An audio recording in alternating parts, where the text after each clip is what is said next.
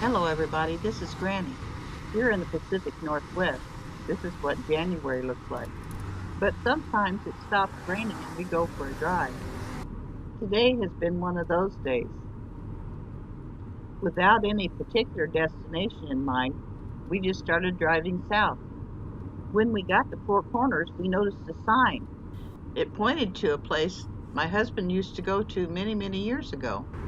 The sign pointed to Deschutes Falls, and my husband remembers it from the 60s. Deschutes Falls was a very popular place, but in 1992 the county bought it, put up a gate, and locked it for safety reasons. Now, 25 years later, they've reopened it as a county park.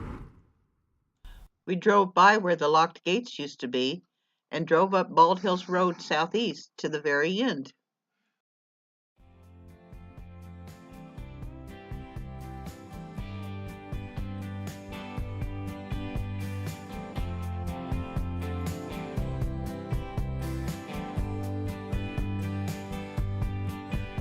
And here we are.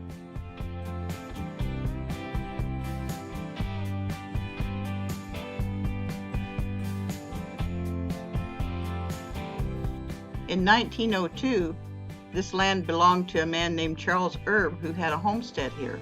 In 1920, it belonged to a couple named Noreen, and they opened it as a private park.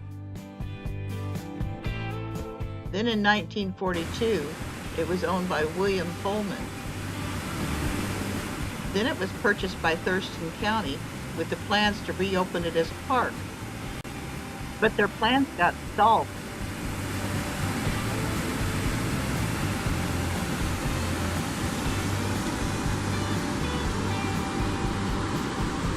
Finally, on September 1st, 2017, the park was open.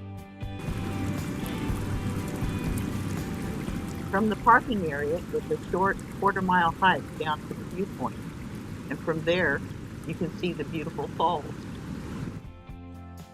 I'm anxious to come back when the weather's nice and see what it looks like in the spring.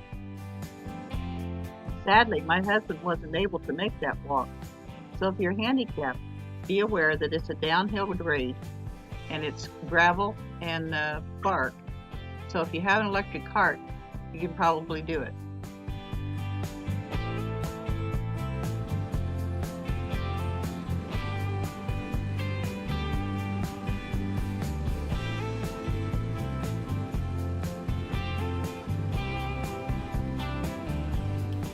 This fog is hanging over the Deschutes River, and it's what keeps our trees nourished. And here I thought you might be interested to see what a clear cut looks like.